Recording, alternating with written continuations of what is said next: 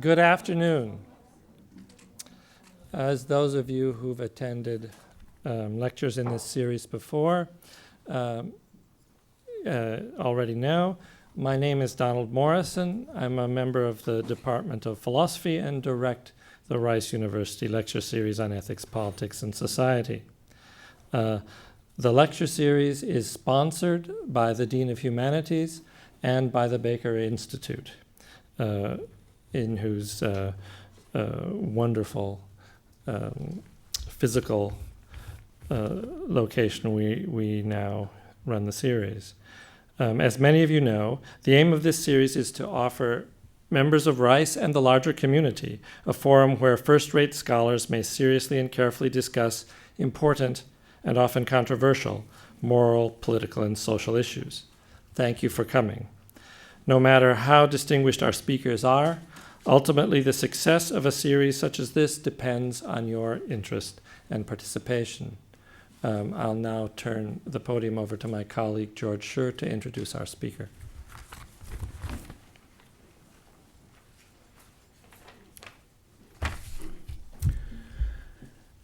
The application of moral philosophy to real-life problems is easy to do badly, but surpassingly difficult to do well. Some of the pitfalls are obvious. Not being a good philosopher is one. Not knowing enough about the facts is another, and having bad judgment is a third.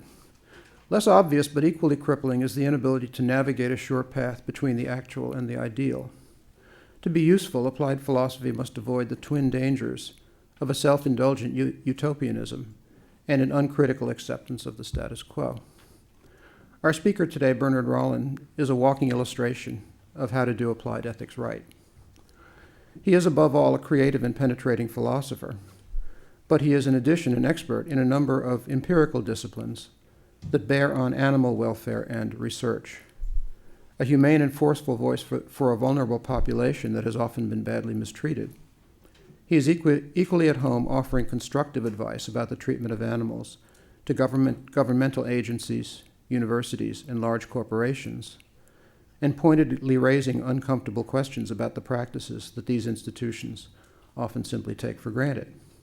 He is the founder of, and a towering figure in, the field of applied ethics that has become known as veterinary ethics. Bernard Rollin holds a bachelor's degree from the City College of New York and a doctorate from Columbia University, where he wrote his dissertation on the philosophy of language under Arthur Danto. He has taught for many years at Colorado State University in Fort Collins, where he commutes to work on a Harley-Davidson, lifts weights with the football team, and keeps a collection of derelict vehicles, including a non-functional school bus, on his property to discourage developers from building tract houses on the adjacent fields. Doesn't work. His titles at Colorado State include University Distinguished Professor, Professor of Philosophy, Professor of Biomedical Science, Professor of Animal Sciences, and University Bioethicist. He is the author of over 300 papers and 14 books, among them The Unheeded Cry, Animal Consciousness, Animal Pain and Science, Oxford 1990, Animal Rights and Human Morality, Prometheus, 2nd edition 1992, and The Frankenstein Syndrome, Ethical and Social Issues in the Genetic Engineering of Animals, Cambridge 1995. His most recent book, Science and Ethics, will be published later this month by Cambridge University Press. Bernie and I are old friends. We entered Columbia together in the turbulent 60s, and we spent a lot of time in each other's apartments on Manhattan's Upper West Side. I was delighted to catch up with him again when I spent last year's spring semester in Laramie, Wyoming, and I'm delighted to welcome him to Houston today. He'll speak to us on the topic, Animal Rights as a Mainstream Phenomenon.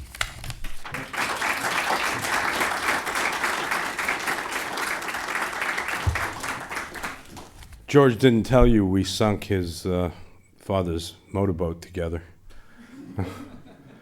And then gallantly each offered to dive for it.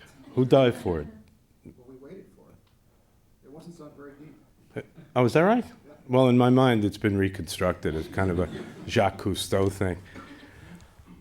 George mentioned that I'm a Harley rider, and I would be remiss if I didn't tell you my favorite Harley story after 250,000 miles on motorcycle. Can you hear me okay without the mic? No? Oh, that means don't move? Okay. I went to Yellowstone a few years ago by bike with my son, and we just missed Old Faithful erupting. How many of you guys been there? Okay. Well, faithfulness is overrated. It can erupt within 20 minutes or 40 minutes or 60 minutes or an hour and 5 minutes. That was, I think, the record when I was there. Yeah, thanks. So we were waiting for it to erupt, and in the interim, I struck up a conversation with an outlaw biker from L.A. He wasn't a Hell's Angel, I think he was a bandito. And of course, I don't look like this. I wear my headband and my Death Before Dishonor t-shirt. And we got into this really nice conversation, but the whole time I was worried that he would ask me the dreaded question. You know what the dreaded question is, right? If you were in my position. What do you do for a living, right? So I skillfully thought so, that I steered the conversation away from that. And if Old Faithful had been 5 minutes earlier, I would have got away with it. But I could see the look on his face in slow motion. I could see it coming. And he said, by the way, what do you do for a living? And I was tempted to say welder. I could have faked that, or ranch hand. And, but you know, my mama taught me to tell the truth. And I figured whatever happened to be a good story. So I said, actually, I'm a philosophy professor. And he leaped off the bike, embraced me in a bear hug, and said, that's fantastic. You have a steady job. You can keep the bike running. It's the best description of an academic position I've ever heard. What I'm going to attempt to do today, just to give you a little bit of a chart, is first of all provide some evidence of precipitous and significant growing social concern about animals, okay? And then tell you what its source is, and then tell you what form the emerging ethic is taking, okay? And hopefully we'll have plenty of time to discuss.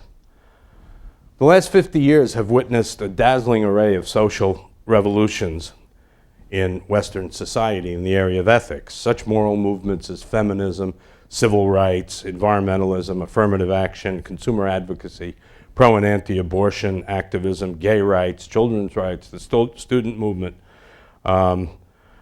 significant attention paid to sexual harassment, anti-war activism, public rejection of biotechnology, PC, etc., have forever changed the way governments and public institutions comport themselves.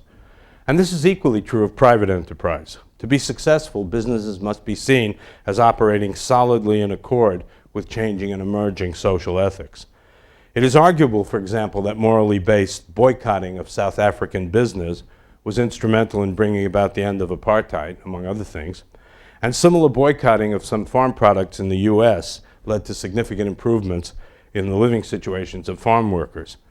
It is currently de rigueur for major corporations to have reasonable numbers of minorities peopling their executive ranks, and for liquor companies to advertise on behalf of moderation in alcohol consumption.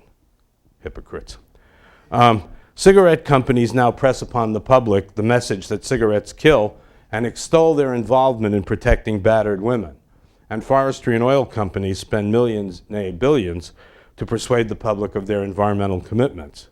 CNN reported not long ago that green investment funds grew significantly faster in the 90s than ordinary funds, and reports of child labor or sweatshop working conditions can literally destroy product markets overnight. Not only is success, I would argue, tied to accord with social ethics, but even more fundamentally, freedom and autonomy are as well. Every profession, whether it's medicine, law, or I would argue agriculture, is given freedom by the social ethic to pursue its aim. In return, society says, crudely, to professions it doesn't understand well enough to regulate, you regulate yourselves the way we would regulate you if we knew what the hell you were doing, but we don't. But we know if you're going to mess up. And if you do, we will hammer you, we will regulate you, despite our lack of understanding. A very good example comes from veterinary medicine. About 20 years ago, some people in Congress became legitimately concerned about the excessive use of antibiotics in animal feeds. Are you familiar with that issue? It's a way which is not fully understood of accelerating growth. And of course, as it was predicted in 1948 in the Journal of Microbiology, it would inevitably drive breeding resistant pathogens. And they asked their aides to find out where the antibiotics were coming from, and they said, oh, it's largely coming from veterinarians who were prescribing by the carload. At which point, Congress seriously entertained a bill that would have eliminated from veterinary medicine extra label drug use, which means using drugs in ways that are not described on the label. And since most animal drugs are in fact adopted human drugs, it would have hamstrung veterinary medicine as we know it. And it was only a coalition of various forces ranging from drug companies to pet owners that halted that in its tracks. Well, one major social ethical concern that has developed over the last decade, actually the last 3 decades, I should say, is a significant emphasis on the treatment of animals used by society for a variety of purposes. It is easy to demonstrate the degree to which these concerns have seized public imagination. In the 90s, I was asked by the U.S. Department of Agriculture, which at that time had a $660 million research budget, and not a penny of which was spent on farm animal welfare. They asked me to explain what the emerging social concerns were about farm animal welfare and how they could be spending that money in a profitable way. So I did a thing for them. And among the people I consulted were the National Cattlemen's Association and the National Institutes of Health, where I had friends in both places. Neither group likely to be inclined to exaggerate the influence of animal ethics. And yet, according to them, from approximately 1980 to about 1994, when I talked to them, Congress had gotten more letters, telephone calls, faxes, emails, personal contacts, etc., on animal issues than on any other single issue, which I thought was remarkable. Similarly, when the Department of Defense announced in about '82 that they were going to shoot dogs to learn to manage surgically the wounds inflicted by tumbling bullets, they got more letters than they ever got in the history of the Defense Department. These are the people who gave us napalm in Vietnam.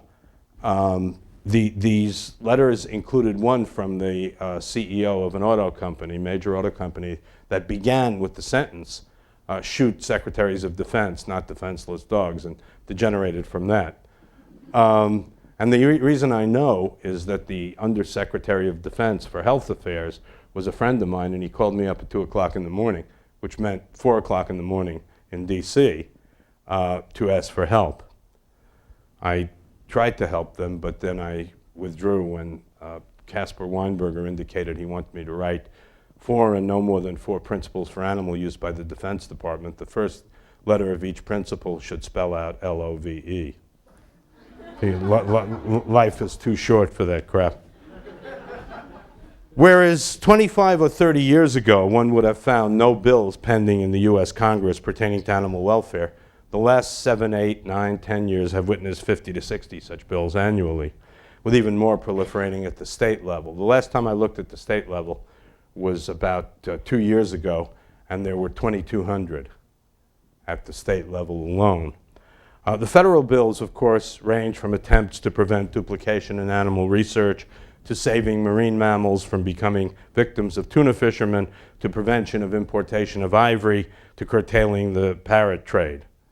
State laws, in myriad numbers, have increasingly prevented the use of live or dead or shelter animals for biomedical research or training, and have focused on many other issues. For example, numerous states have abolished the steel-jawed leg-hold trap. It was a very interesting incident in Colorado. Colorado Division of Wildlife includes a lot of my old students, and are actually very, very ethically conscious. They were concerned about the spring bear hunt. Do you guys know that issue? You can hunt bear in the fall or the spring, but if you hunt in the spring, you're statistically fairly likely to shoot a foraging, lactating mother, in which case the cubs will die. They cannot be force-fed, they cannot be cross-fostered, they will die. And the Division of Wildlife recommended that that be abolished because it wasn't necessary as a management tool. The response of the yahoos who run the Wildlife Commission, the policy setters, the political appointees, was, hell, that brings $10 million into the state. We ain't eliminating that. At which point somebody drafted it as a referendum amending the state constitution, which I opposed, on procedural grounds. You should, state constitution including all these portentous things about procedure, and then saying, and by the way, there should be no spring bear hunt. But nonetheless, despite that sort of caveat, it passed 80-20. 80% of the public voted for it. In Ontario, right after we did our thing, we went, myself and some other people went to Toronto and did a lecture to 800 people on the ethics of the spring bear hunt. And the next day, the Ontario minister simply unilaterally abolished it based on the polls that were done by the newspapers and the articles that came out in the Globe and Mail and so forth. There is no right of referendum in Canada.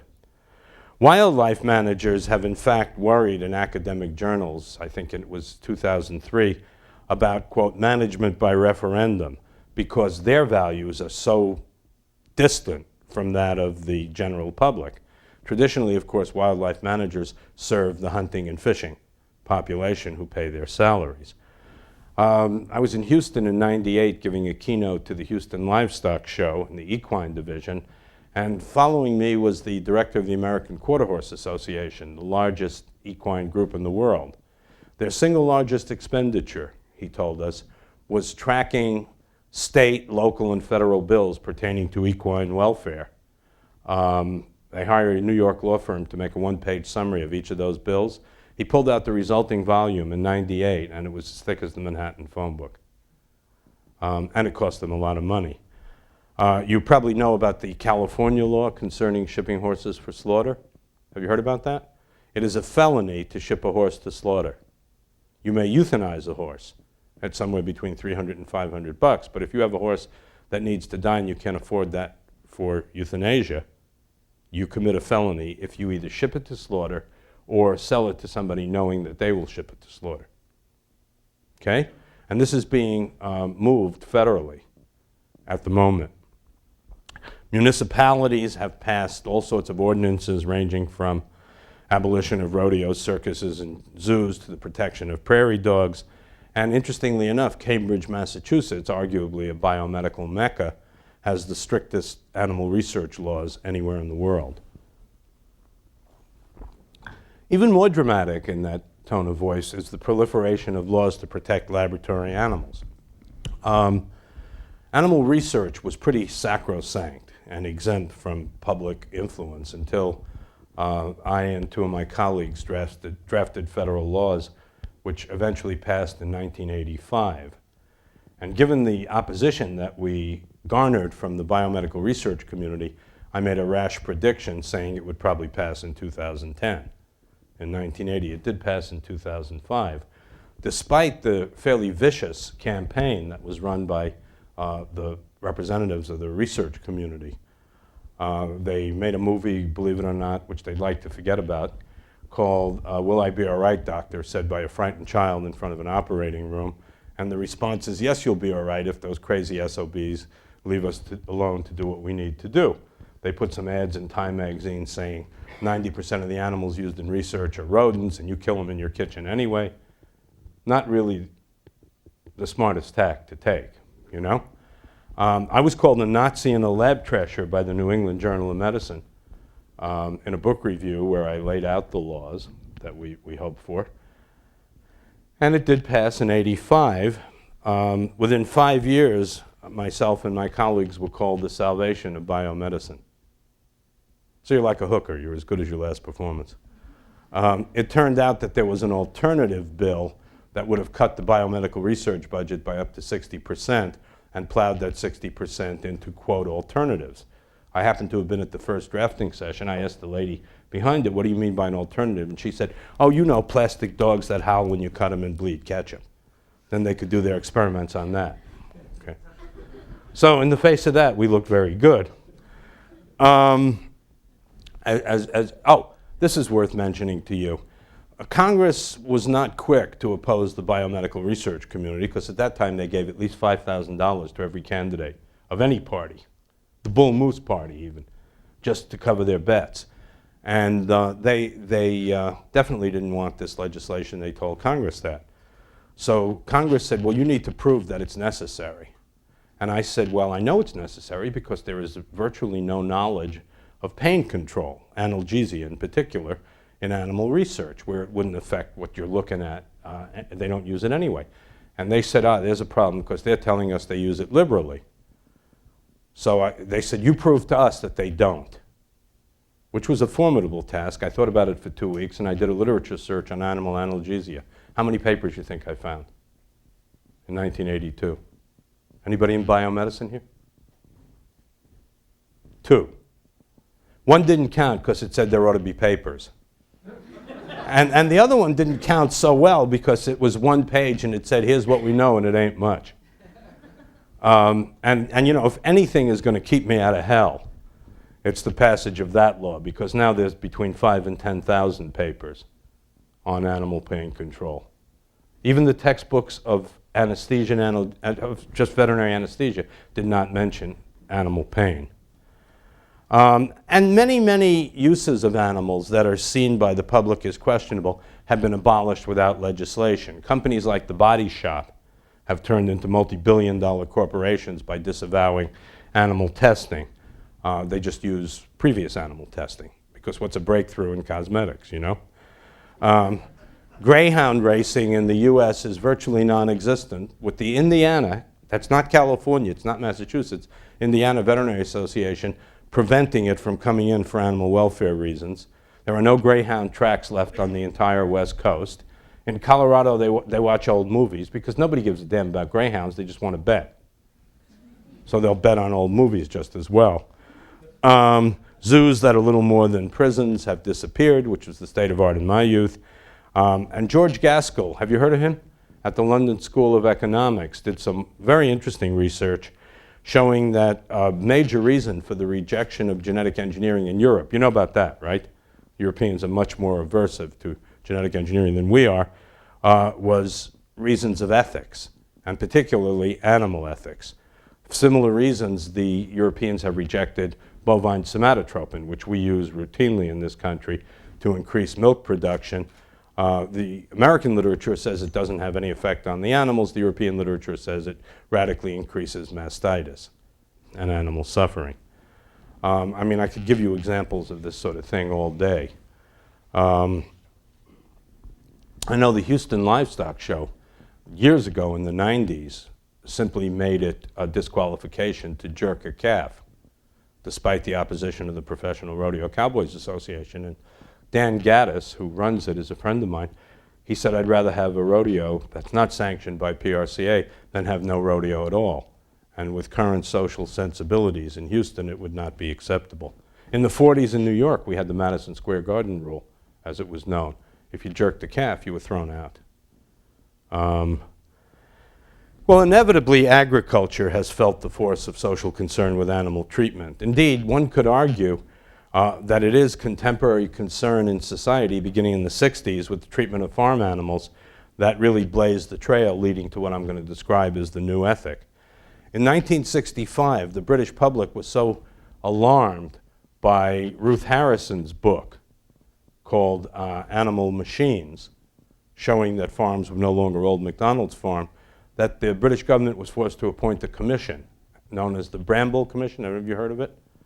Under ethologist Sir Rogers Bramble, which commission had no regulatory authority but affirmed that any system that does not respect the animal's basic, the word they used was freedoms. And the word I'll use is telos, their nature, was morally unacceptable. And that served as a kind of a moral lighthouse in Europe. In 1988, the Swedes abolished unanimously in Parliament confinement agriculture as we take it for granted, and it was called, in fact, a Bill of Rights for farm animals by the New York Times, hardly given to exaggerating on animal issues. And much of Northern Europe has followed suit. and the European Union as well. For example, are you familiar with sow stalls? Cages that they raise sows in?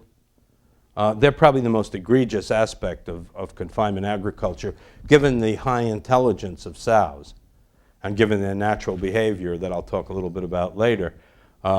They told them they have 10 years to recapitalize buildings, and it's another 8 years they will not be allowed in the European Union. Okay? We're behind, as I'll explain later. Okay, that's the examples, and I hope I've convinced you that it's a ubiquitous social concern. What is the nature of the new ethical thinking that underlies and informs these dramatic changes?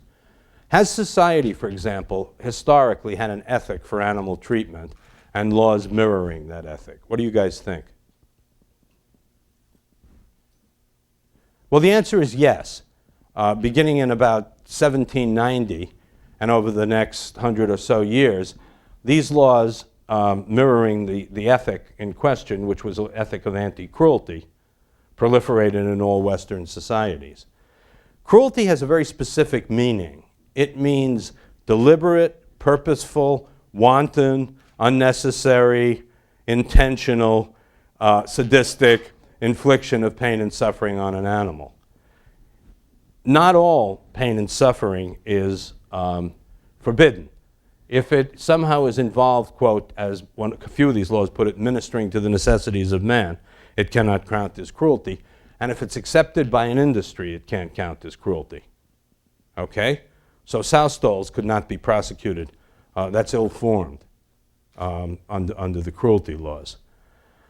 You find similar anti-cruelty ethic even in biblical times. The Old Testament prohibitions against yoking an ox and an ass together because it's hard on the smaller animal, muzzling the ox when it's being used to mill grain, seething a calf in its mother's milk, the injunction to, if you take eggs out of a bird's nest, leave some for the bird because of the distress that's occasioned by the loss of the eggs. All reflect concern with and abhorrence for what the rabbis called tsar balei chayim, which means the suffering of living things, and also the loss of sensitivity towards that suffering. In the Middle Ages, of course, St. Thomas said that although animals lacking souls have no moral status, still in all you have to be vigilant about allowing cruelty. Why, do you think?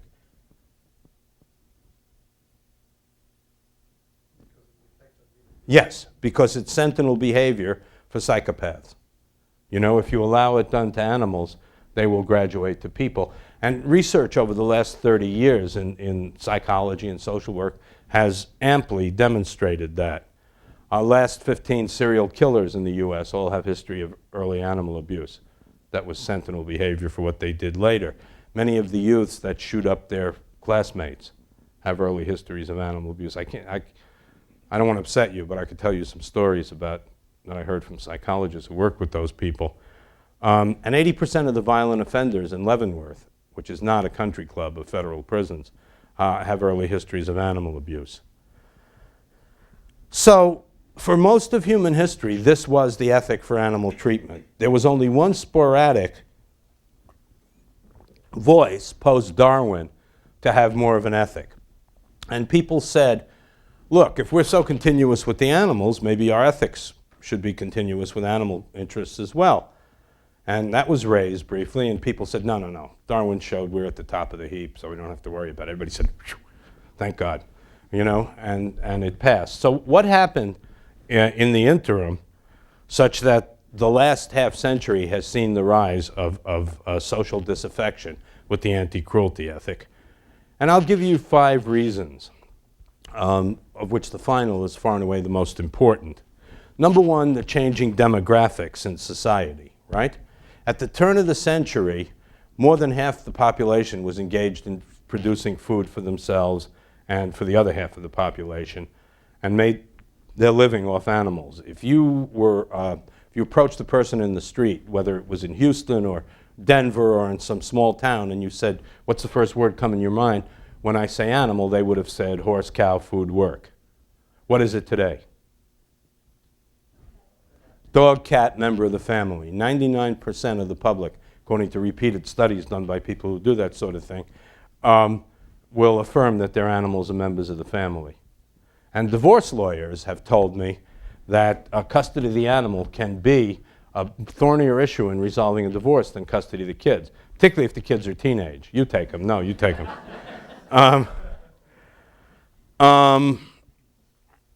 And of course, Hurricane Katrina, you all saw that coverage. People would refuse to leave their homes, even under threat of death, because their animals couldn't go with them. And that's something that they're hopefully going to rectify. Secondly, we've lived through 50 years of ethical soul searching. We've turned our ethical searchlight on humans traditionally ignored or even oppressed: blacks, women, the handicapped, other minorities. As late as the 1970s, the NIH had different standards for research protocols done in third world countries, which I thought was pretty amazing. And of course, that same ethical searchlight focused first on the environment in the late 60s and then on animals. And many of the militant leaders in the animal movement come out of other movements, such as the women's movement, the labor movement, the gay rights movement, children's rights, etc. However, this is not just a left-wing political thing. How many of you are familiar with Matthew Scully's book, Dominion? Okay, then you know what I'm talking about. He was a Bush 1 speechwriter, right? Very conservative, but very passionately concerned about the treatment of animals. Third, and I find this one quite amusing, the media has discovered that animals sell papers. As they said to me, I was on Good Morning America one time, and the producer said, oh, animals. I love animal stories. I love them.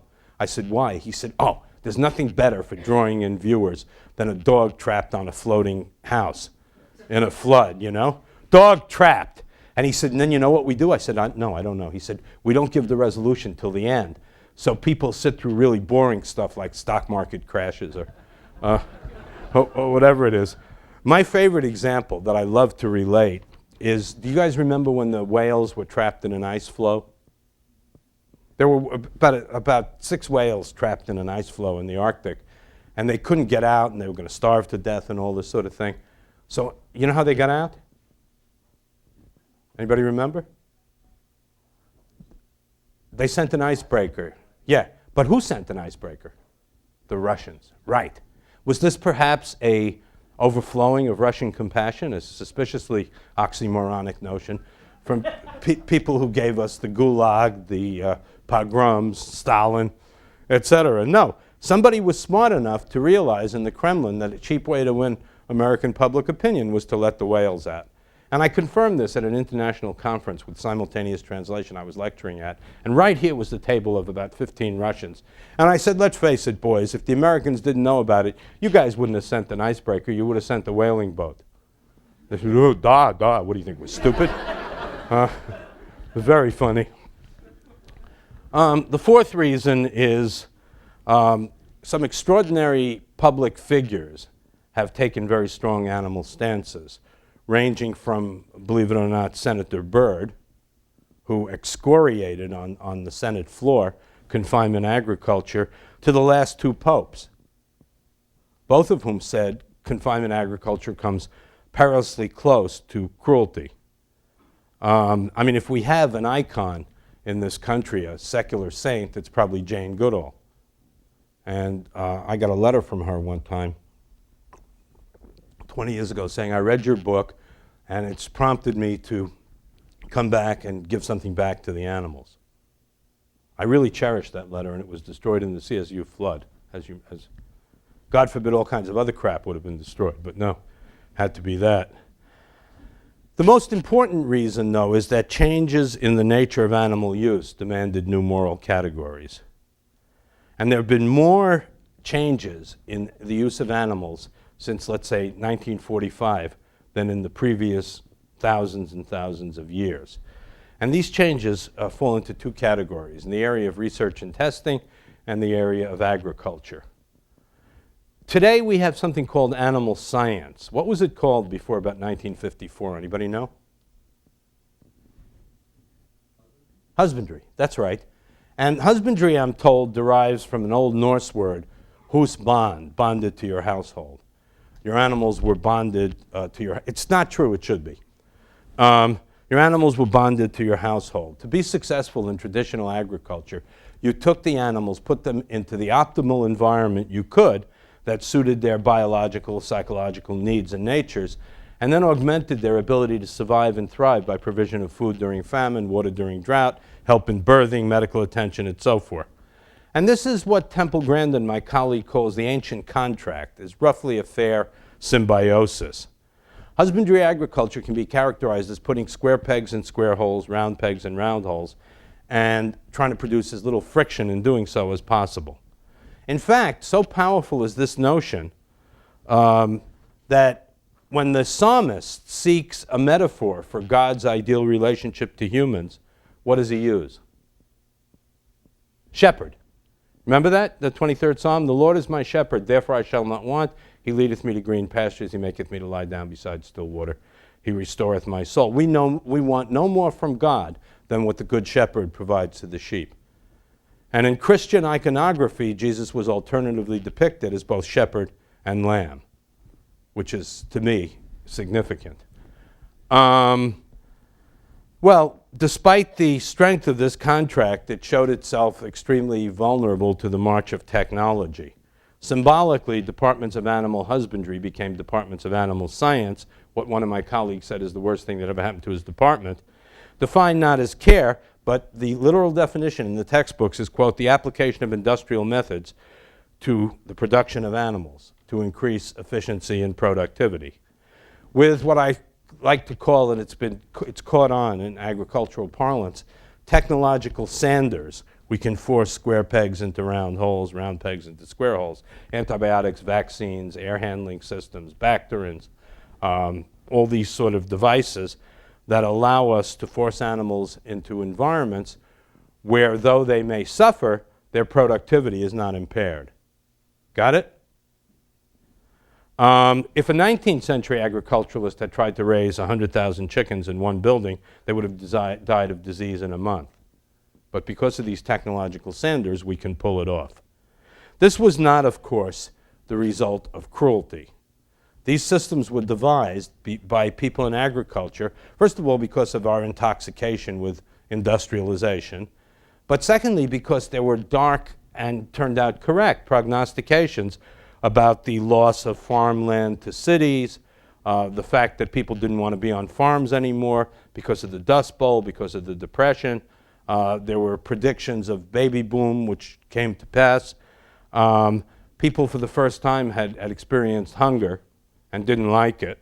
So the idea was to become more productive. I remember that old song. You guys remember that song? How are you going to keep them on the farm now that they've seen Paris? That was post-World War I, but it was equally true post-World War II.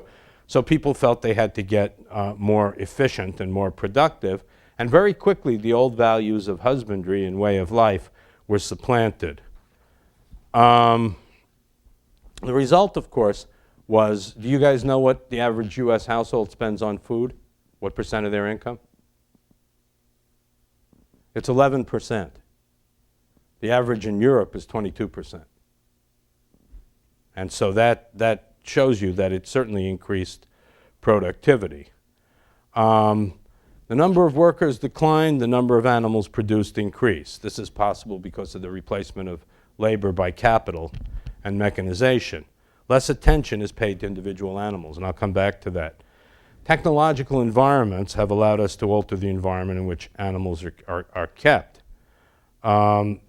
into environments that are congenial to productivity but not to welfare. So why does this call forth a new ethic? Because it's very simple. The traditional ethic doesn't fit these uses. They're not sadistic, willful, intentional, deviant, psychopathic, right? They arise from perfectly decent motives. Every audience I've ever spoken to on this, and it's significant, I've done 1,000 talks all over the world, and I think maybe a third of those on these issues. Every audience I ask, what percentage, if you make a pie chart representing all the suffering animals experience at human hands, how much is the result of deliberate cruelty? What would you guys say, a lot or a little? A little. Every audience says the same thing, 1%. By that they mean a little, a very little. Most people have never witnessed deliberate cruelty, right? And so the cruelty ethic is like trying to turn a metric nut with an SAE wrench. It just doesn't fit. And the laws reflecting that have again, disallowed such cases. And if you want to ask me later, I can give you examples of that. And it's exactly the same thing with animal research. Those researchers are not cruel. They're trying to advance medical knowledge, cure disease, help people and animals, increase their resumes, get tenure, all that kind of stuff, none of which are cruelty issues, but they produce a significant amount of suffering. Not on the level of agriculture. We use, the biggest estimate I'm familiar with is 100 million animals in research a year. We produce, in a banner year, 14 billion broiler chickens, the vast majority of whom, because of the way we have genetically engineered them through traditional breeding, are fractured or seriously bruised by the time they reach market.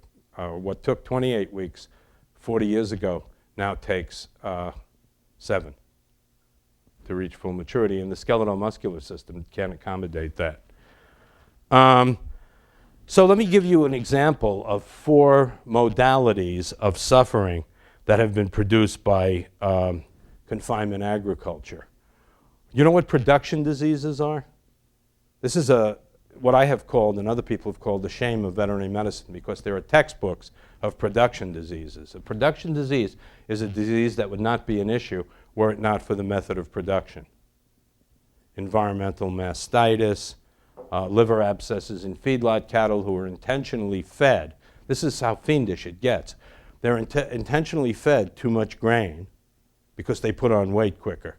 When they don't have the roughage, they will develop ruminal and liver abscesses, okay? And a certain number of carcasses are condemned for that, but the gain of the rest of the animals offsets that so it doesn't become an issue.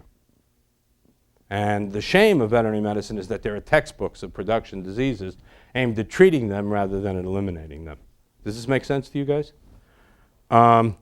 Secondly, the huge scale of industrial agriculture militates against concern for individual animals. The profit margin per animal is so tiny that you can't worry about individual animals. And I'll give you a very, very vivid example of that in a little while that I guarantee you'll remember. And of course, there is major suffering resulting from physical and psychological deprivation, lack of space, lack of companionship for social animals, inability to move freely, boredom, austerity of environments, etc. Nobody bred the animals to fit that new environment, okay? How many of you have been in a sow building? Okay, not nice, is it? It's truly blood-curdling. I've been in probably 100 of them. And there's research done at the University of Edinburgh over 35 years that created a pig park, pretty much the environment of the European wild swine, and turned loose domestic pigs. The industry says they've all, through the inheritance of acquired characteristics, presumably, they've all adapted to confinement. But what these animals will do almost instantaneously, even if they're 10th generation reared in cages, they will revert to natural swine behavior. And the sow that is kept in the recommended size cage, it's called a stall or a crate, but it's really a cage with bars in every direction. The recommended size is 2 feet by 7 feet by 3 feet high. And in many, many cases that I've seen with my own eyes, the animal cannot lay straight. She spends her entire productive life arched. She can't scratch, she can't fully stand up, she can't turn around. And so what do you think happens? Their feet and legs break down, which doesn't matter because they don't have to move, they're baby factories, but they go mad. And you can look in their eyes and you can see madness and desperate behavior. That's awful. And it's not that there are no alternatives to this, there are. So let me tell you 2 stories that really underscore the difference between industry and husbandry. A couple of years ago, I was visiting a rancher friend of mine in Jeffrey City, Wyoming. Anybody been to Jeffrey City? If you blinked, you missed it. And he had 15 people over for breakfast with me because we had some business to comport. And I was chatting with them, and I, you know, sort of propedeutic to this kind of talk, I asked them, how many of you have spent more on an animal than the animal is worth? Okay? In health, particularly. Every hand went up, 15 out of 15. And one lady who was particularly aggressive turned to me and she said, what's wrong with that, Buster? Buster? I said, well, ma'am, if I were an ag economist, I would tell you that you don't spend $20 to produce a widget and then sell it for 10. She said, these aren't widgets, Buster. These are living things that we have an obligation to. And if we can make them better, we're obliged to do it regardless of cost. And, you know, if you ever talk to Western ranchers, who are the last big group of husbandry people, they'll tell you that even if you forget about the actual money spent, they'll stay awake all night with a sick calf for a week, keeping her warm by the fire or something like that. And they're essentially valuing their sleep at 50 cents an hour, because the replacement for such a calf, a bum calf in a sale barn, is virtually nothing. And that's why I get along with these people. And I have to tell you guys that I don't know if you remember when NAFTA started. Remember when NAFTA started, 1996, I think? And do you remember that USDA announced they were going to face brand Mexican cattle with a big USDA brand on the face? And PETA took films of them boiling the animal's eyes out by keeping it too close to the orbital and all that. Well, I have to tell you that the ranchers stopped it. I was very upset about that because I had worked for USDA and done that report, and I tried to reason with them. But, you know, it's a bureaucracy. There's no head. So I started talking to my rancher friends, and I got a call from the Colorado cattleman that said, we want you to come down to the office on Monday, talk about this issue. I said, okay. And I was a little nervous, and they started writing me. They said, yeah, you seem a little nervous. You're such an arrogant bastard, you know. How come you're nervous? And I said, well, there's a lot that hangs on this. Well, relax, Doc. We've decided to back you. You know, none of us would face brand an animal. Why the hell should we let USDA? And they had on the line the California cattleman and the Washington State cattleman. And they gave me a document on letterhead, you know, which I immediately grabbed, leaped into my Jeep, took off before they could change their mind, and then ground to a halt 3 miles later when I realized I hadn't asked them what I might do with it. You know, because Henry Spira, the activist, was putting ads in the New York Times, some of you may remember, full-page ads which included things like, good thing USDA isn't in charge of child care, and things like that. And so I went back to the boardroom. You again? Yeah. What do you want? I said, well, I need to know what I may do with this. And, you know, do you want me to keep it quiet? They said, Doc, we talk the talk. You walk the walk. It's your document. We trust you. So I called up USDA, and they said, we talked to you already. I said, no, I got a surprise for you guys. And they said, all right, give us 2 weeks for additional comments, and it will be withdrawn. And it was. And you can, that's all owed to the cattleman. My second story, a friend of mine, animal science professor, told me about his son-in-law. He sought me out to tell me this story because he'd heard me speak. And he said, my son-in-law is a ranch kid, but the ranch couldn't support all the sons. The average rancher income, Front Range, Eastern Slope of Mountains, $30,000 a year. They're land rich, cash poor. And so he went to work for a swine company managing one of those confinement barns, not for the sows, but for the piglets. They're in a pen, squashed as they get bigger. And he detected a disease, so he went to the boss and he said, got bad news and good news. Bad news is they're sick. Good news is we can fix it with a cheap antibiotic. Boss says, no, we don't fix. What we do is we kill them. And he picked one piglet up, dashed his head against the side of the pen. And the kid says, what, are you kidding? And the guy says, no, that's how we operate. The profit margin is too small. We don't want to expend the labor. So the kid, having a heart, came in on the weekend, bought the medicine himself, treated the pigs. They got better. He told the boss. What do you think the boss said? You're fired, exactly. And the kid said, no, I looked it up. Actually, you can't fire me because it was my time, my money. Worst you can do is give me a reprimand. And he did. 6 months later, the animal science professor, whose son-in-law it was, showed me a letter from his son-in-law. Dear Dad, I quit that job. I'm becoming an electrician. I know you're disappointed that I'm not in agriculture, but this ain't agriculture. This ain't agriculture. And that's why the only people, among other things, that they can get to work in these big swine factories are animal ignorant, minimum wage, often illegal workers. Okay? Okay, so let's now, that's kind of phase two, what prepared. Phase one was the examples. Phase two was what prepared us for the need for a new ethic. Do you understand the main point about the new ethic? Cruelty doesn't work. So other things had to replace that. And actually, I predicted this in the 70s, what would happen, because I had certain insights based on having read the history of philosophy. I stole one idea from Plato and probably distorted it, but he's dead, so, basically, Plato, I read Plato as saying, when you're dealing with adults in ethics, you can't teach, you can only remind. Okay? That recollection business. And I finally understood what that meant in some of my interactions with various people who use animals. It wouldn't do for me to come in and say, you sadistic, rotten guy, how can you do these things to these poor little animals? What I have to do is not use sumo, but use judo. Use your force against you. Make you remember, not teach you.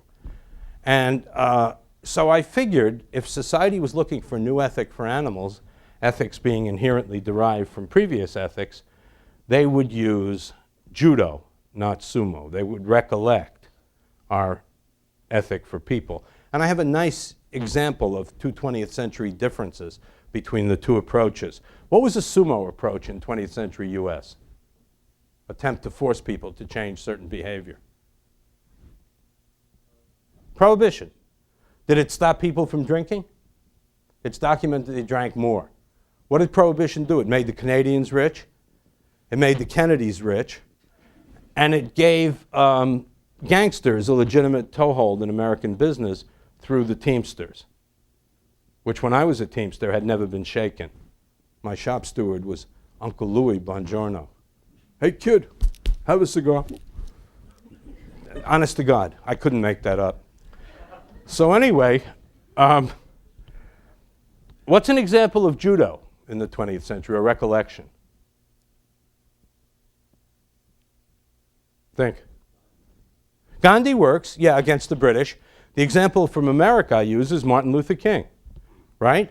Because he and Johnson, Johnson hasn't truly been recognized, as far as I'm concerned, for his greatness in the civil rights stuff. But they both, Johnson as a Southerner realized that even diehard Southerners would accept the following two premises. All humans should be treated equally and black people were human. They just never bothered to draw the conclusion. So Johnson bet his political career that, in Plato's phrase, if he wrote it large in the law, people would respect it. Had he been wrong, civil rights would have been as irrelevant as prohibition. Get the point? So I said there's got to be something in human ethics that people will seize on. And what is it? Well, it became clear to me when I thought about it that every society faces a fundamental conflict between two goods, right? The good of the group and the good of the individual. The example I always use in ranch country is I want to give a speech in your park defending bestial, atheistic, homosexual Satanism. May I have a permit? Permit? We're going to lynch your ass. I said, gentlemen, I beg to differ. I will put 50 cents in the call box, and I'll be surrounded by federal marshals and Eastern attorneys who will protect me from your wrath even if you don't come, right? So what our society does is strike a balance between utilitarian considerations for the good of the group and concern for the individual by building fences that are protective around the individual. What are those fences called? Rights, correct? The Bill of Rights can be viewed as a theory of human nature, right? I don't say it's an accurate theory, but it is a theory of human nature. What things are essential to being a human? Believing what you want, holding on to your property, not being tortured, et cetera, saying what you want. And so the balance is struck by protecting these sacred aspects of the individual, even against the general welfare. And it dawned on me that that would be exactly where society would look in the mid-70s, it dawned on me, for protection of animals ethically. There is a problem with that, right? What's the problem? That, in human ethics, the rights are a legal/moral notion, as Dworkin says. But it couldn't be applied to animals legally because what? Well, and what are they legally? Property, yeah, chattel. In fact, the word chattel means cattle, you know? So animals are property. So as what was that 19th century decision that said to say of slaves, which are chattel, that they have rights, is a solecism. Bailey versus Poindexter. Yeah. So anyway, that bothered me for a while. And by the way, there are 40 law schools with scholars attempting to raise the status of animals. That's a huge issue with profound implications. Currently popular is the guardian notion. That will never work.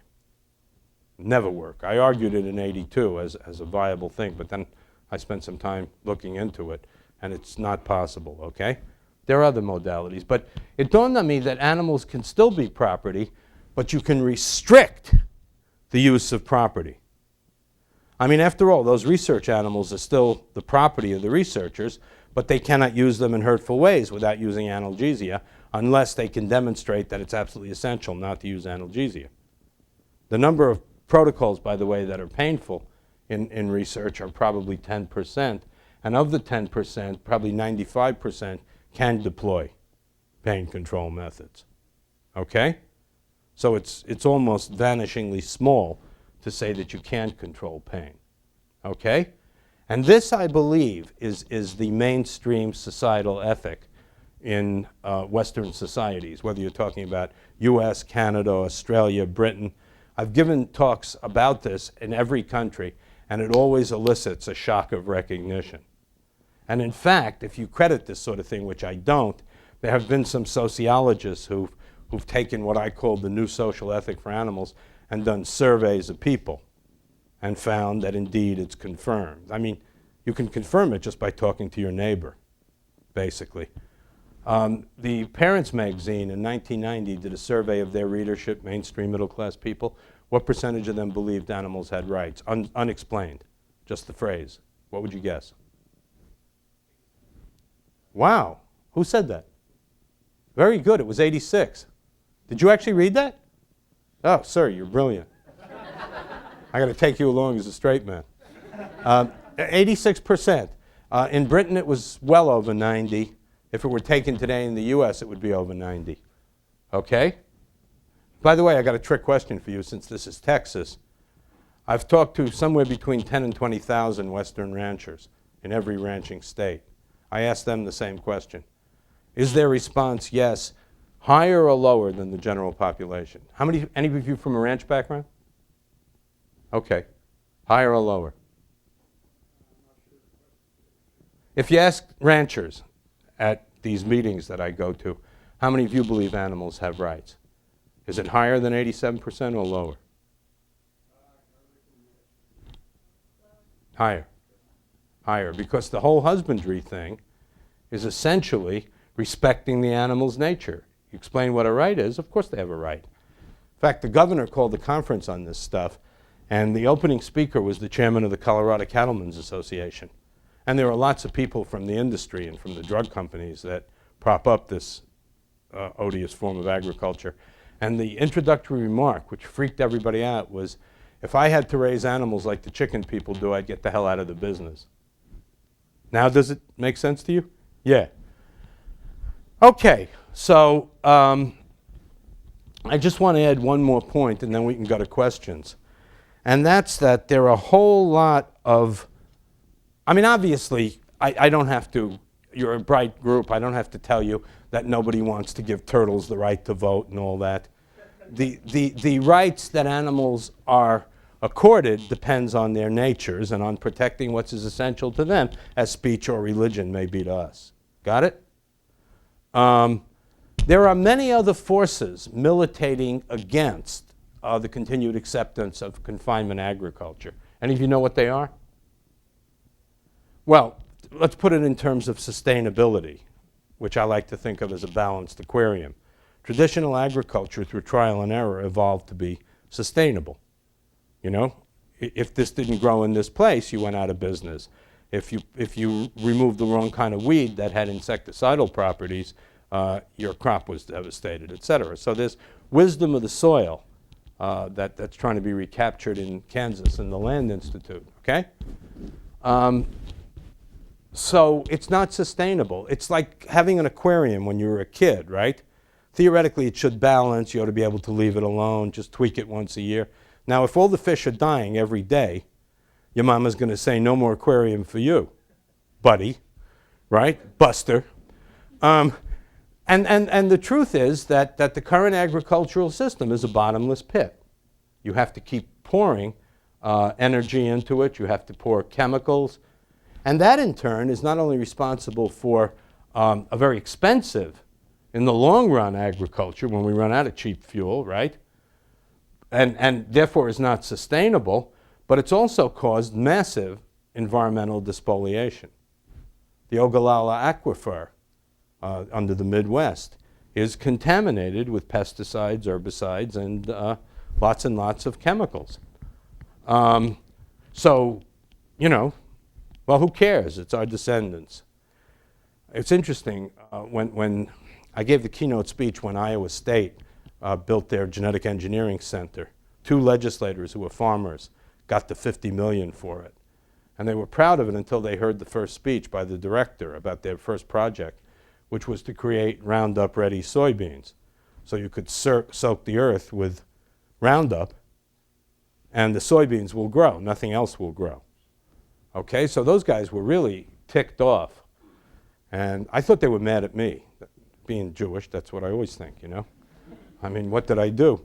And they said, no, we're not mad at you. We're mad at the director for bragging about this project. And I said, oh, okay. Did you raise it with him? They said, yeah. He said, well, it's not an issue. I said, but you guys think it is an issue, right? Why did he say it's not an issue? He said they'll build a microbe that will eat the chemicals. And I said, and you think it'll eat Des Moines, right? So you take that to him, and he'll say, yeah, we'll build another one that pukes Des Moines. You see? And that's how these guys think. It's not for nothing that they're called genetic engineers. You know, they operate without understanding basic principles, and we could talk about this a lot, particularly in the biomedical area. So anyway, the environmental issues, there have been social costs that are enormous. They're enormous. There's no more small swine producers. The American Association of Swine Practitioners numbers about 125 because they're all corporate consultants. See? There are whole ghost towns that used to be thriving swine communities. Granted, you guys wouldn't want to raise swine. I don't want to raise swine either. You go into a pig barn and you smell for 3 weeks. My wife banished me from the bedroom. She was looking for an excuse and she found it. I told her, what's the matter, honey? It's Calvin's swine. But those communities are dead. They are ghost towns, okay? And you recall Jefferson said democracy is based in small, independent farmers so that no single entity can control the food supply. So for all these reasons, this is an atrocious situation. Why have the Europeans acted on it? The Swedes, the European Union, why have we not? Okay? The answer as to why we have not is we don't know anything about agriculture. When I first moved to Colorado, I went back to New York and saw some of my friends from Columbia. And they said, you still into animal issues? I said, yeah. This was Harris, actually. And he said, yeah, so am I. I said, you are? What do you do? Well, we buy Frank Perdue chicken. So those of you who know anything about the industry know that Perdue is the second biggest confinement producer of chickens. But at that time, for 15 years, he ran ads on New York television. At Perdue, we raise happy chickens. He showed them, did you see those? Pecking in the barnyard with the cow and the horse and all that. I mean, how does he produce $5 billion in barnyards? But these were my urban buddies, you know, and they said, well, those are happy chickens, so we consume happy chickens, you know. And people believe that crap because it is fashionable, actually, in academic circles, like C.P. Snow said about for humanists not to know about science.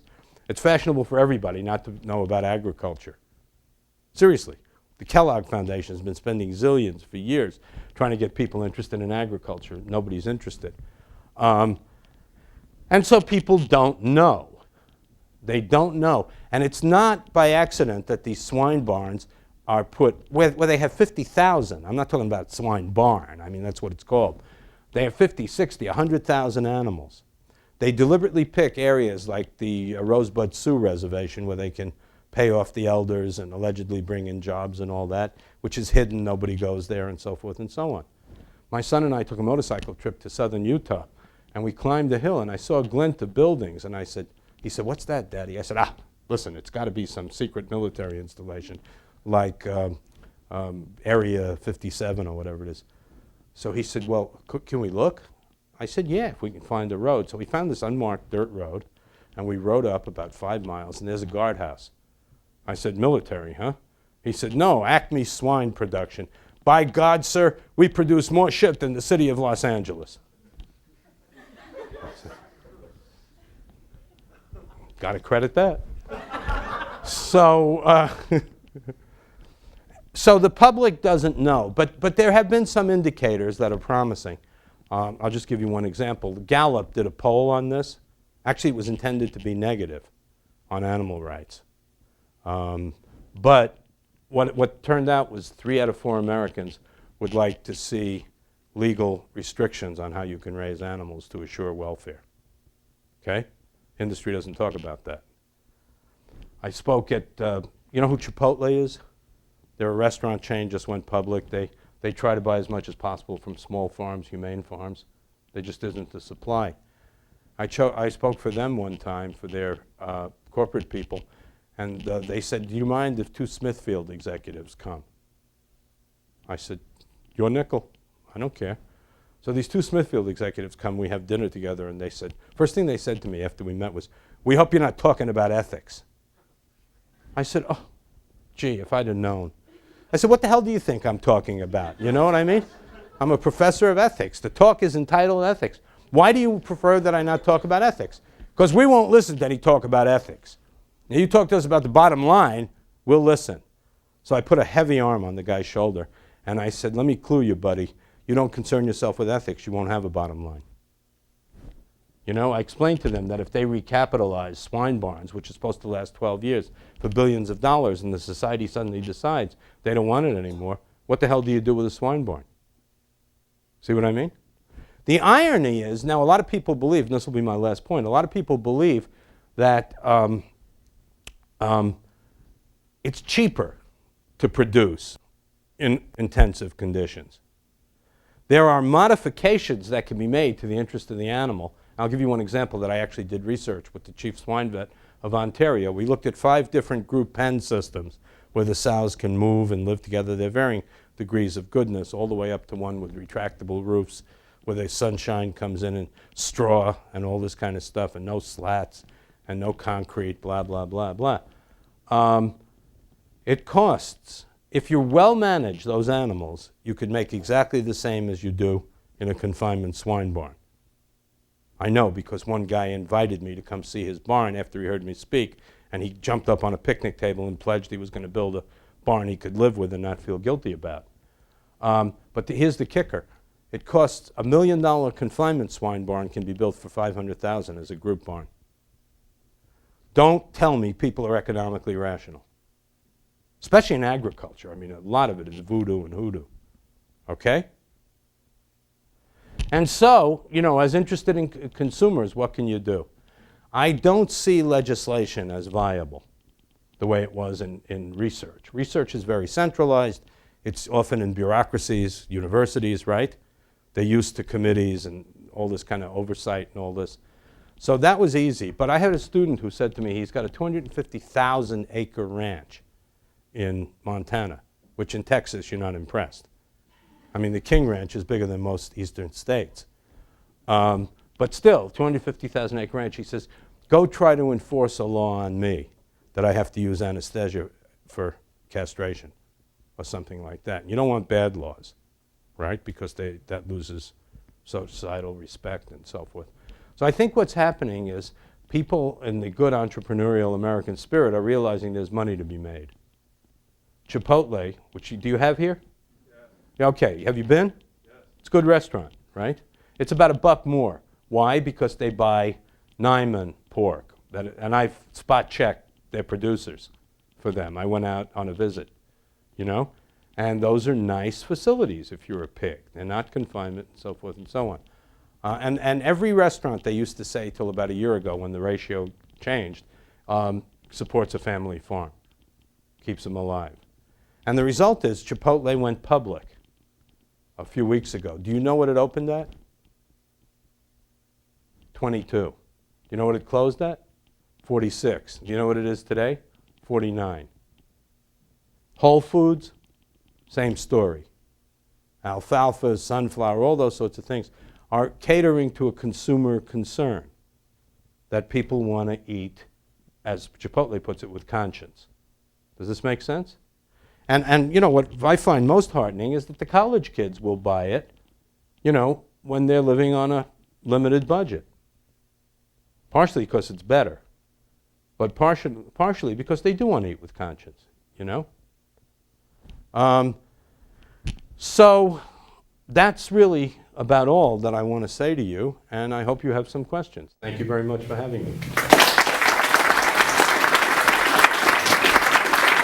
May I take questions, Tom? Yes, sir. I was just wondering, looking at humanity, we have the civil rights movement that teaches that all humans are equal, regardless of skin color, race, right. Whatever.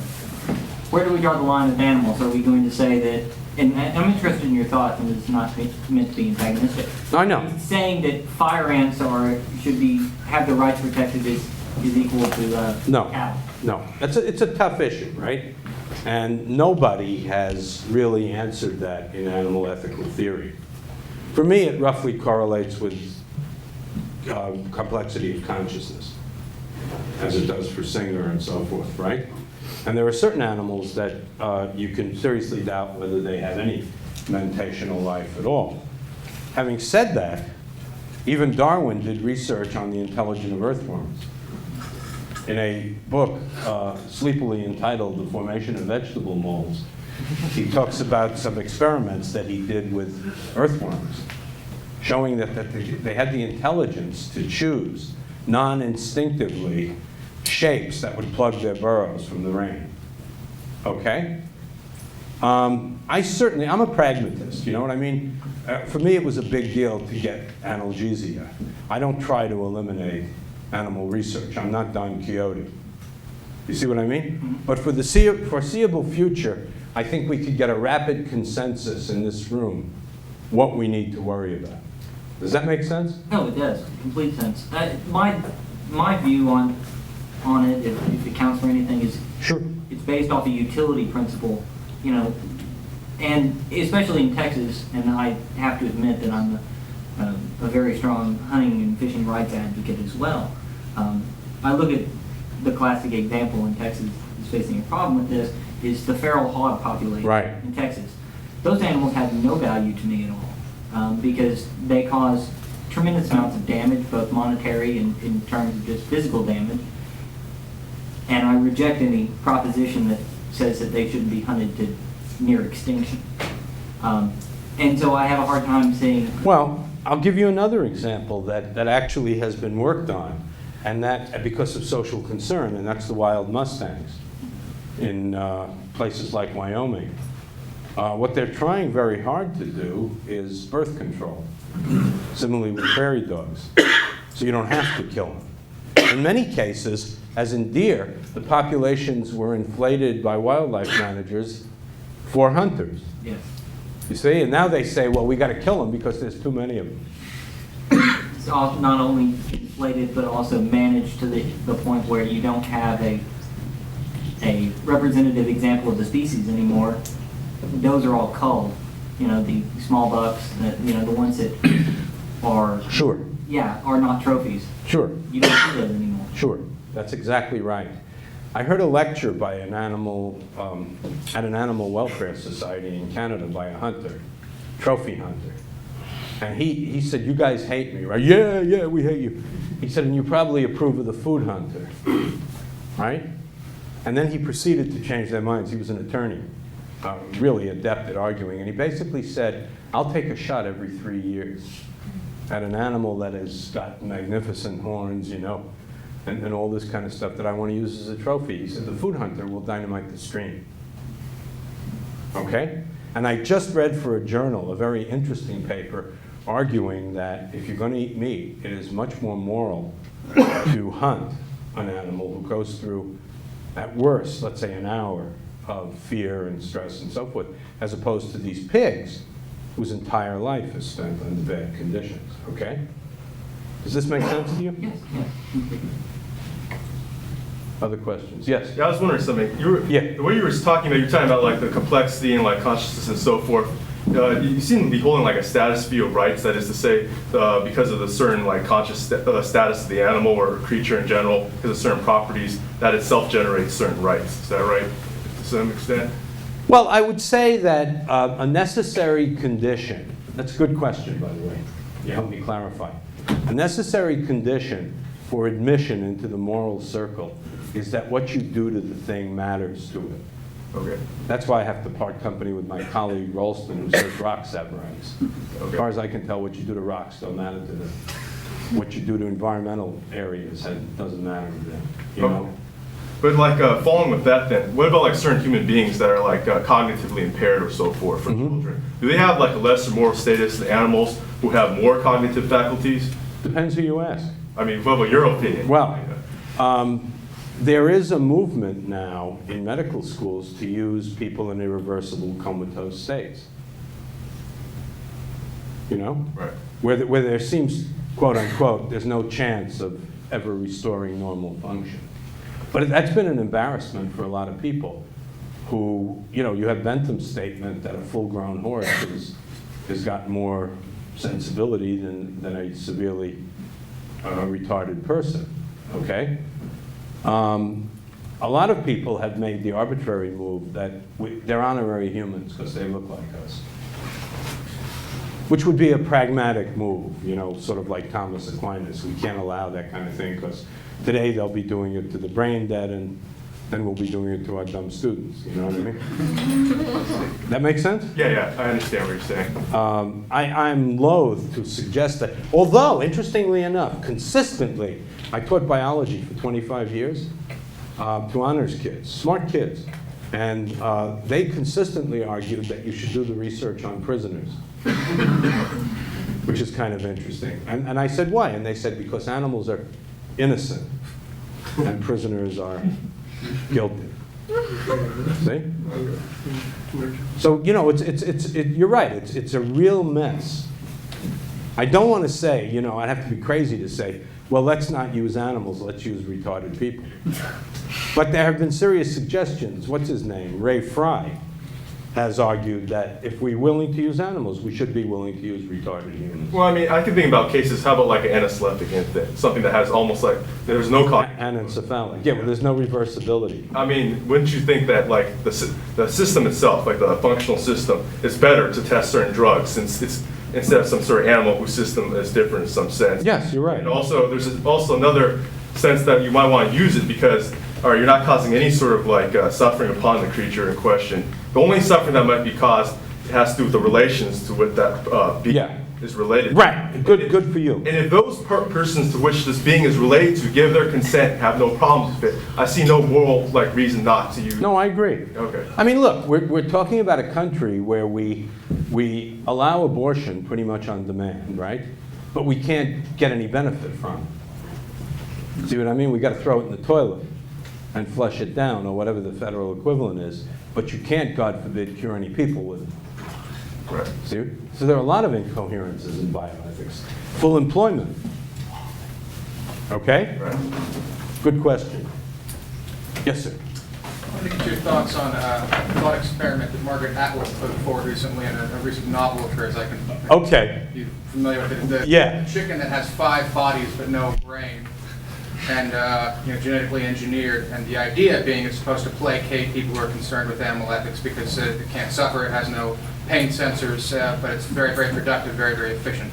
And since that intersects with 2 of your concerns, so agriculture and genetic engineering, I was curious what you thought. Yeah, okay. Well, I unleashed something of, as we say technically in philosophy, a shitstorm by suggesting about poultry. You know, we've really massacred the chicken, right? So they live a rotten life and all this kind of thing. That if we insist on raising chickens that way, which we shouldn't do, it's easier to raise the bridge than lower the river, right? But if we insist that we got to have the cheap chicken and all that, and adding 10 cents a pound is going to break us and all this sort of thing, then we ought to be able to modify the animal so that it's insensate, non-sentient. And that unleashed a shitstorm in Europe, especially for reasons that are unclear to me among the Dutch and the Danish, because they have a concern about what's called species integrity. Have you heard of that? I don't know what that means. Do you? I got a sense for it, but I'm not sure I could define it. Well, you got a sense for it in that, rhetorically you understand what they're saying. But a species is not the sort of thing that has integrity because its inherent nature is to change, right? So what are you violating? What you do to a species doesn't matter to a species. That's one of the big mistakes my colleague Rollin makes all the time, But I don't see a big problem with that. And in fact, there are serious efforts right now of raising meat in cell culture. I have a serious suspicion that Arby's is that. Or that the result would probably be a lot like Arby's. Okay? And I find that completely non-problematic. In my book on the ethics of genetic engineering, I call that the first category of the Frankenstein thing, which is there are certain things that humans were not meant to do. And I don't know what that means. You see what I mean? It was like the cloning thing that was unleashed by Dolly. Ian Wilmuth, who made Dolly, and I can tell you a story about that if you want to come up after, he wouldn't comment on the ethics. I'm a scientist, that has nothing to do with me. But the only thing he would say is it's wrong to clone a human. So I wrote an article asking why. What's wrong with cloning a human? Assuming that cloning isn't going to result in untoward suffering for the entity, right? But we've got it down to the point that we could easily clone you. What, the universe can't tolerate your genes for another 75 years? You see what I mean? This nonsense about cloning Hitlers that was big in the media. Well, I mean, if you cloned Hitler and raised him in Wyoming, the chances of them turning dictatorial are extremely limited. No matter how much nature and they'd be goose-stepping the sheep, right? You see what I mean? In fact, I consider that to be the most problematic area of genetic engineering ethics, is the spurious ethical issues. If you look at Clinton's carefully selected commission on cloning, they excluded anybody who could find a reason that we ever might want to clone a human being. They got a lot of religious leaders. Okay? That makes sense? No, I mean, is my answer to your fair? Yeah. In fact, I'll tell you what happened with Wilmuth and company very quickly. They called me up 5 years before Dolly and said, would you talk to us about ethical issues? If some group would want to clone a farm animal, I said, some group. I said, so I got to use that great 40s line from noir films. It's your nickel, buddy. So we talked for about 3 hours, and I explained to them there are issues of dangers. We can handle that. There are issues of welfare. We can handle that. Then there's the third kind of issues, which fill the social lacuna. You see? Social ethics absorbs a vacuum. If the scientists don't raise the issues, people with vested interests. Jeremy Rifkin, his attack on genetic engineering. Hitler wanted to control human reproduction and create a super race. Genetic engineers modify humans, therefore genetic engineers are Nazis. You see? That's the kind of thing. So I said, if you guys don't lay out the real issues and talk about how you can respond to them, you're going to get that it violates God's will. This was one case where I didn't want to be right, because Time magazine did a survey, you may remember, a week after Dolly was produced, and guess what? 3 out of 4 Americans said it violates God's will. And what I had said to them is, how do you respond to that? Email God? You know what I mean? Cast the Urim and Thummim, Doesn't work.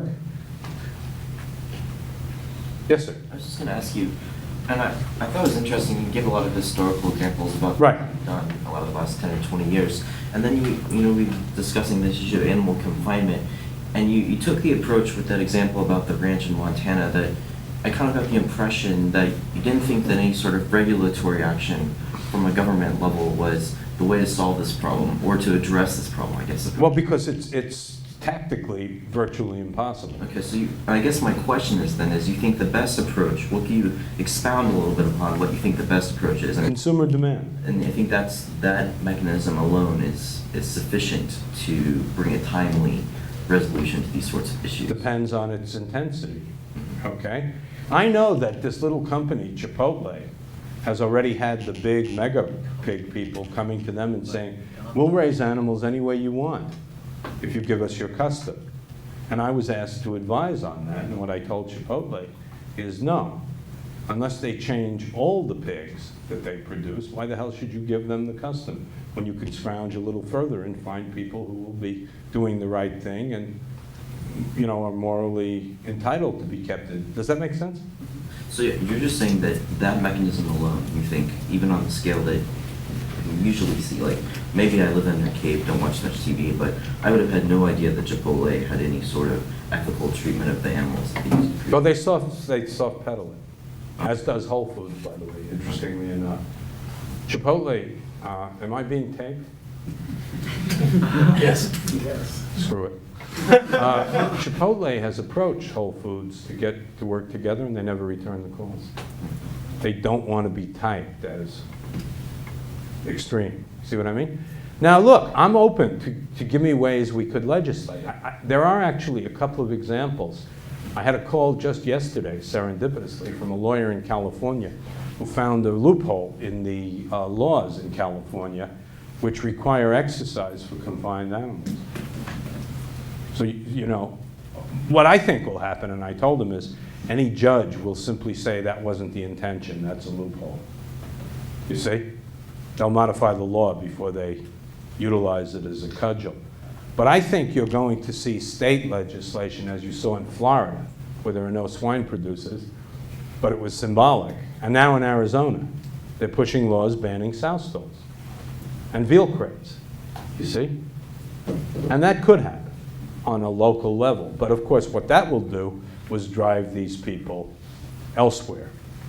And in fact, I had a very good friend who was a senior executive in one of the, and he quit actually because he was trying to get them to change welfare-wise and environmentally.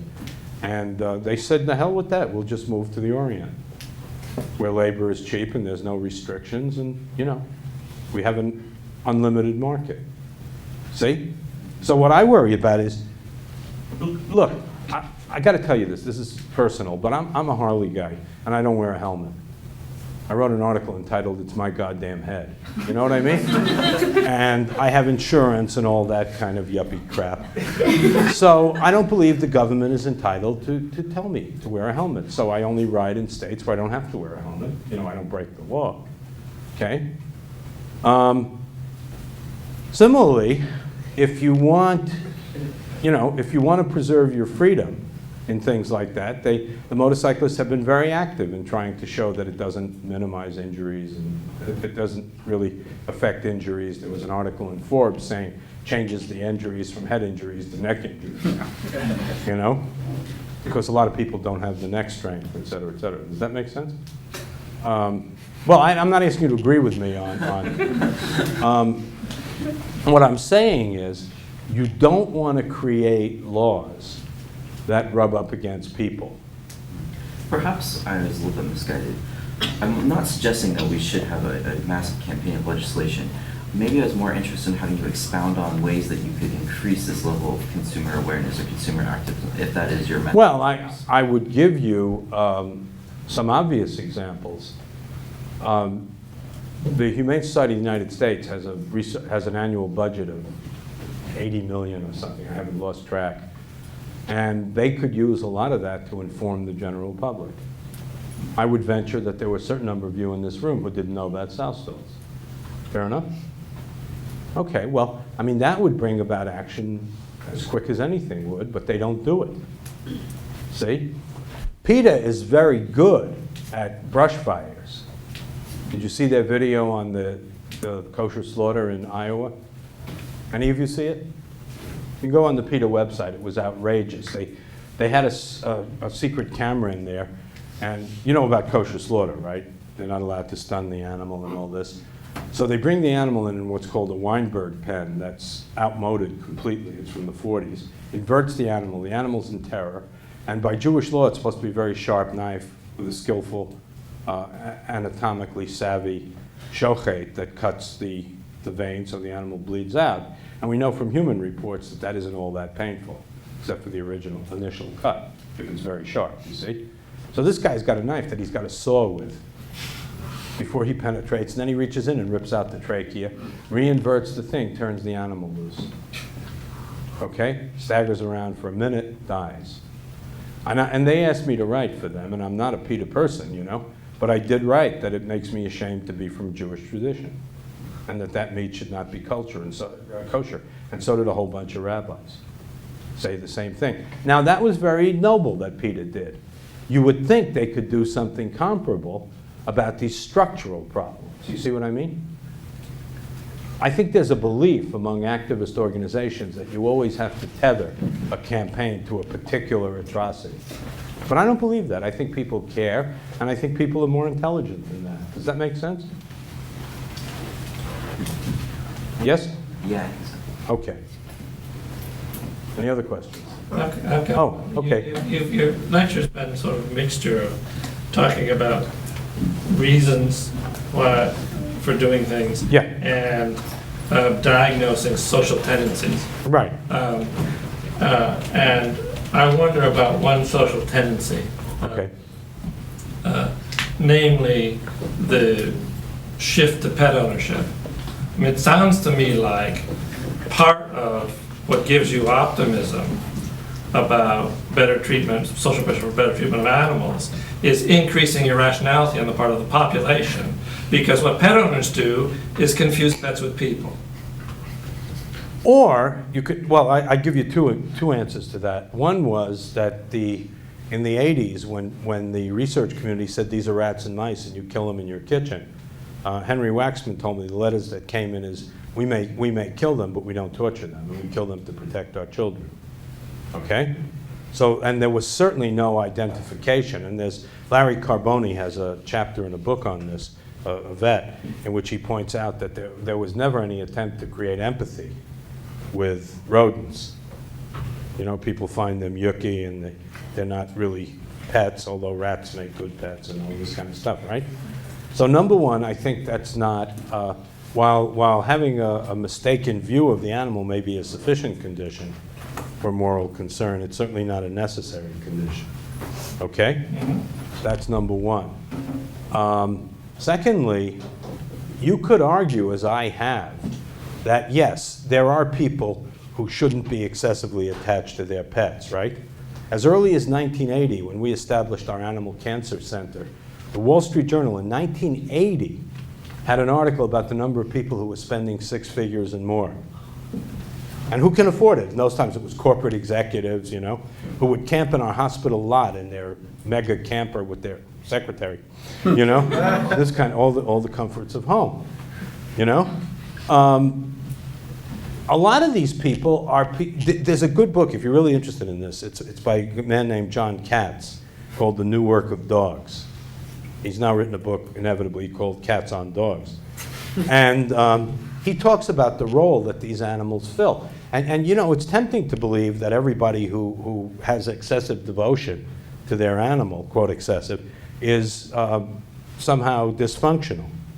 But he has example after example after example of people who are not dysfunctional, putatively anyway. You know, one big corporate. You don't have to be dysfunctional, but look at the difference in attitude that people have, say, to eating cows and eating cats. Right. People are irrational. Yeah, right, I agree with that. I agree with that. But I wouldn't say that people's attachment to their animals is necessarily irrational. And I can send you. It can be functional. Yeah, it can be very functional. And you know, for certain old people, for example, in a place like New York City, that's really very harsh. To not only old people, but children who can't go out and play in the streets, single mom, people who want to meet people. It's not a nice place. I mean, I lived there for a long time. George can attest to this. But it's nicer now. It is nicer now because all the New Yorkers have moved out and everybody in New York, as my wife's theory is, from Minnesota. They're all smiling, you know. But there was a culture that arose called the dog people. Have you ever heard of this? They were people who walked their dogs at the same time. And they established bonds with each other because the dog was a legitimate social lubricant. If you want to meet people, you either have a baby or a dog, and it's easier to get a dog. Does that make sense? Less rewarding. Yeah, probably. Let's thank our speaker. Thank you, guys. Appreciate it.